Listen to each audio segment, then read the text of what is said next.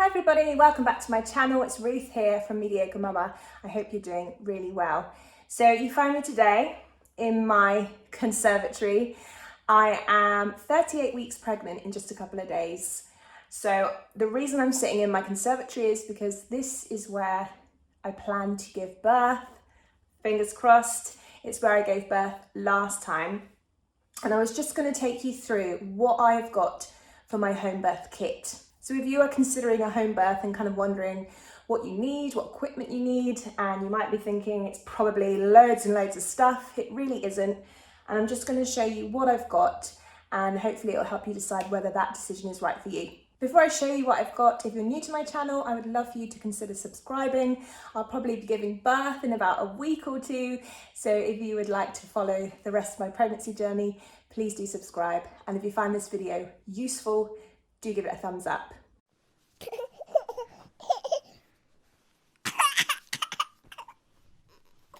Okay, so first of all, you will see here in the background, I have got a birthing pool in a box. It's a mini birthing pool. Fortunately, I have been able to borrow this from my previous midwife that I had last time. She has retired from being a midwife, so she's not doing it anymore, unfortunately, but she had a spare pool for me. So I'm really relieved about that, as I haven't had to pay to hire one. However, there are tons of companies that you can hire a pool from, and also my community midwives, they hire out pools as well. And I don't think they're that expensive. I think it was about £70, she might have said. So a lot cheaper than all the kind of websites that hire them. So check with your midwife if you're thinking about having a water birth at home. I've got this one, it's a mini birthing pool. I don't have the biggest conservatory. I will show you in a bit, and I'll show you how we had it set up last time. But we've got our dining room table in here, so we literally just have to push the table to the side. We've also got things in here like the tumble dryer and a big chest freezer, so everything just has to kind of be pushed to the side. And then on the floor in the center, I use those kids foam mats, the play mats that kind of stop them from hurting themselves on hard floors. So we will lay that first and then blow up the pool. But you can use something like an old duvet, or just put something soft underneath. So along with the pool, I've got some instructions here. My husband did all the pool for me last time, so hoping he can remember how to put up this pool, but all the instructions are in here. So there is kind of important information in the instructions which will help you. Things like I've just said, preparing the floor, making sure there's like another reason for putting things down the floor. It will help to retain the heat in the water. So what I have also been given is, you see this kind of reflective sheet. So if this also goes, you can either use it under the pool to help retain heat, or it's something that you can put over the top. So once you've filled it, if you kind of put this foil cover on the top, it will make sure that it keeps all the heat into the water. It talks about practicing to set up the pool. That's really important. Having a practice run of inflating it and deflating it. And also, if there was anything wrong with it as well, you'd be able to kind of figure that out if there was a hole or anything like that, and you need to kind of get some kind of puncture repair or something. Just check the pool before you use it on the day. It's really helpful as well because it will tell you how hot the water needs to be, the temperature that you need to keep it at for the duration. But it says in here to make sure that you don't get into a pool of water above 37 degrees. It will be too hot in labour, you'll overheat, and it's dangerous for baby. So just really read everything. It tells you about floor strength. It tells you how long it takes to kind of blow up and fill up and all that kind of thing. Also kind of based on as well, I know that a friend of mine didn't realise that they run off a certain amount of hot water. They just didn't take that into consideration. So as they were filling it up, their tank ran out of hot water. So they had to start boiling pans of water. So just be aware of things like that. If you're filling up the pool, what kind of boiler do you have? Do you have unlimited hot water like we do here, thankfully? Or are you gonna need to kind of start filling up saucepans and urns and things like that? So also in here, I have things like the pump to inflate the pool. and also the special pump that helps you to empty all the water out at the end. I think that's one of the things that a lot of people think about is, well, it's just going to be a massive mess. How do you even empty the pool at the end? There's a special pump that sucks the water back out the hose pipe. And with us being in the conservatory here, we can either take the hose out the back door here and take it to the drain, which is literally just behind this wall. But last time I think we went through the kitchen, and we've got a downstairs toilet very nearby, so we just fed the hose pipe into the toilet, and that's how we emptied the water. I've also this time been provided with this strap, which I didn't have last time, and I'm going to have a look up how to use this. But apparently you kind of attach it to the pool, and it's something that you can like pull onto. So yeah, I'm not sure about this one, but it's in the bag. I'm going to investigate. It could be quite helpful. Who knows? So I'll include a picture on the screen just to show you how we had the pool inflated last time, and the mats that we had underneath and what it looked like. You'll kind of see in my pictures that you'll see the dining room table to the side and things like that. So long as you make the room how you want it, with low lighting and nice music, you know, you're just going to have to push furniture aside. But we've got the mini pool, and that's kind of better for the space that we've got, but there are kind of bigger regular pools if you've got more space to work with. So I then bought from a Homebirth supply website this little kit. So you have to use a brand new hose pipe. It's not like you can just use the hose pipe you've got outside. It's got to be a nice, brand new, clean hose pipe, so that you know that the water going into the pool is totally clean for baby. And then in here as well, I've got a thermometer so that we can keep a check of the temperature, because that's really important. The water has to maintain a certain temperature. And in here as well is a little, can you see it at the back here? I haven't opened this yet. It's a little sieve. So I'm sure you can imagine what the little sieve is for. Any little poos that might escape. You've got a sieve that you can just fish it out with. Well, you would be fishing it out, your midwife would be fishing it out. I definitely did a poo last time. It's honestly not the end of the world. Please don't worry about pooing in the pool. You'll be totally fine. You won't even notice, and it'll be the last thing on your mind. But the sieve is there so they can quickly get rid of it and nobody has to think about it again. And then also what you can get in these little kits are the tap connectors. We've all got different taps in our houses, and obviously we need to connect the hose for the water to go into the pool. So it comes with a couple of different options for tap connectors. So I will show you in a minute, because I've still got my old tap connector anyway. I'll show you how we connect ours on, but you just need to test out which one is going to work for your tap. What tap are you going to use first of all, and which tap connector is going to be the right one, and make sure you practice putting it on so that you know how to fit it and you're not fiddling around with it on the day. This is the kind of tap I have, and I would just get this particular tap connector. So the hose connects to this bottom part here. So all you need to do is slot the tap in like that, and then you tighten the top. A bit tricky with one hand. You tighten the top like this, and then the hose would connect here. So this water would be going into the hose, and then the hose would travel down here and into my conservatory where the pool will be. And then, as I said, I'd either got that back door there to empty it, or I would just run the hose through here at the end, and our toilet is just here, so we could empty the dirty water into there. And then what I've also bought is a brand new liner for the pool. So this goes into the pool. This is how basically pools can be shared or hired from person to person, because the pool is kept clean via the liner. So you put the liner into the pool, and then you have your baby, and there's you know, blood and poo and all sorts within this liner, and then you take the liner out the end and throw it away. The pool can then be easily cleaned because nothing's really touched it, the liner's been in it, and then someone else can use it. So I got that little kit from a website called Homebirth supplies.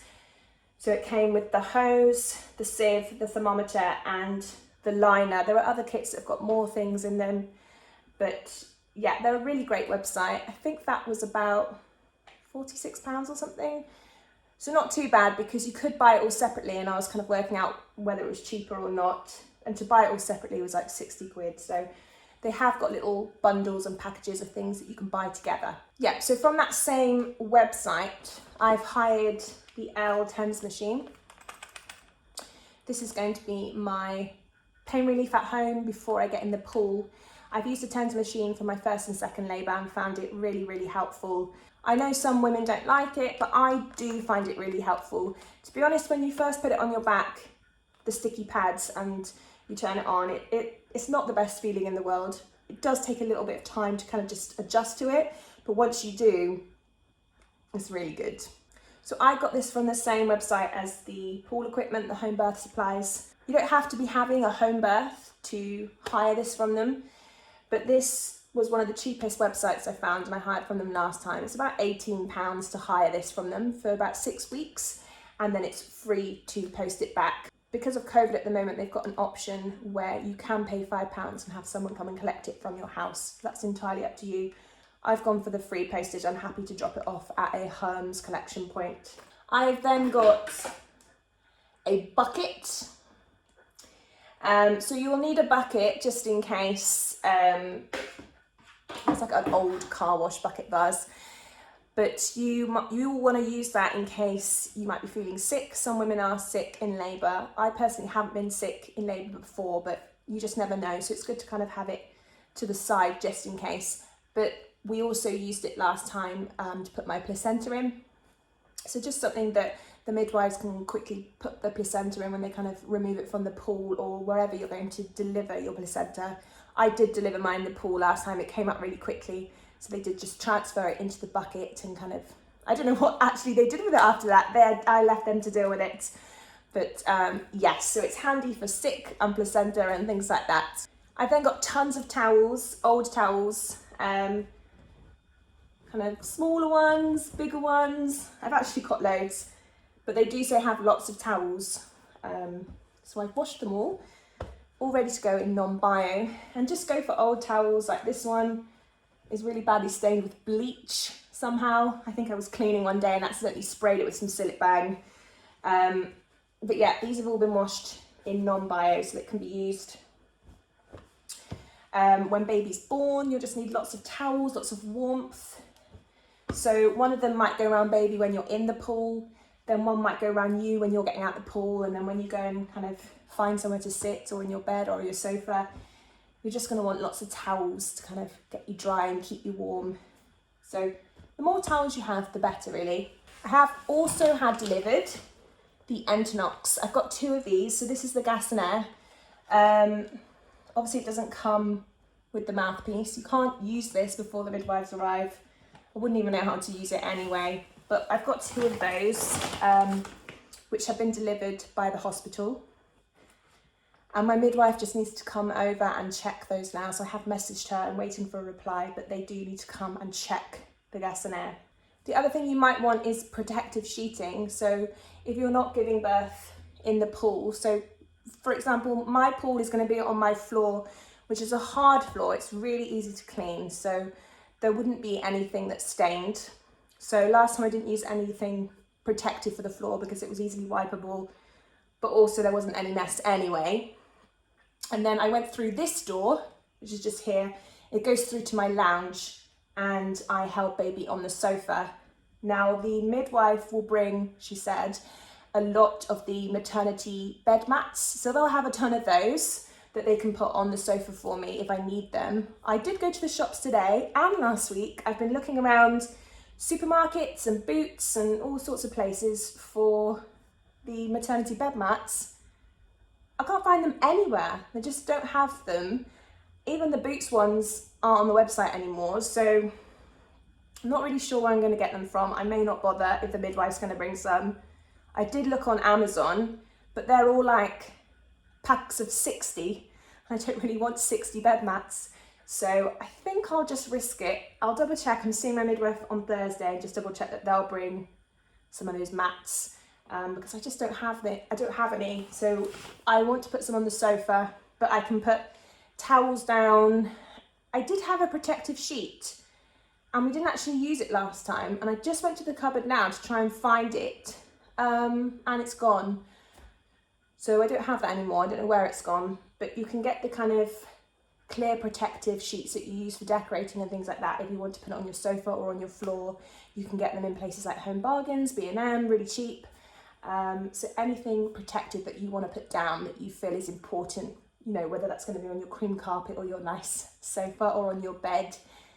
Yeah, just think about where you're giving birth and where you're going to sit afterwards. You'll also then be given in your notes for your home birth. So it's important to kind of keep hold of these. But I've been given a massive pack of notes.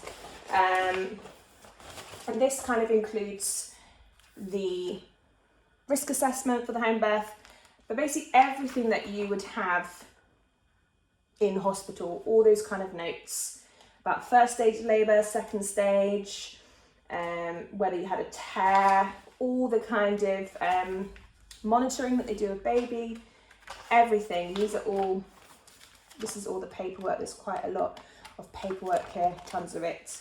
But there's a home birth folder checklist here. So the risk assessment, there's things about gas and air, pool hire, labour risk assessment, the observation charts, newborn, early warning triggers, just everything that they would normally have in hospital. They'll give it to you so that it's here already and waiting. Then the only other thing I've really got for home birth, important things, snacks, jelly babies, a must, an absolute must. Snacks to keep you going. I mean, I'm gonna have loads of snacks here anyway. If you're at home, you'll have access to your cupboards. But I've just kind of got some things that I might want to eat, breakfast bars and things like that. And the most important one for me for birth is my Lucozade. This really keeps me going. Paracetamol. Make sure you've got paracetamol. This isn't really going to do anything in labour, it doesn't. But afterwards, when you're a little bit sore, you're definitely going to want some paracetamol, some kind of pain relief. So just make sure you've got a box kind of spare to the side, specifically for your home birth. And the very last thing is pack your hospital bag. So just be prepared, and I'm absolutely prepared for transfer to hospital. And I packed a hospital bag last time, I've done it again. I actually made a hospital bag video, which I will link down below if you want to go and see what I've packed in my hospital bag for baby number 3. But that is all packed and ready to go. It's also really useful because anyone involved in your home birth can just find everything all in one place. But yeah, in that hospital bag is where everything else is that I need for home birth. So kind of my nightie and my pants for after, maternity pads, baby clothes, all that kind of thing. So I'm not showing you that here. This is literally just what you need for the actual birth at home. And then everything else is in my hospital bag. And as I said, you can watch that video. But that is everything. If you've had a home birth and you think I've missed anything, do let me know in the comments below. But I'm kind of hoping that I've remembered everything from last time, fingers crossed. And I really do hope it goes ahead at home again, because it is just so much better than going into hospital. But what will be, will be. Thank you so much for watching. I hope you find this useful, and I will see you on my next video. Thanks so much. Take care. Bye-bye.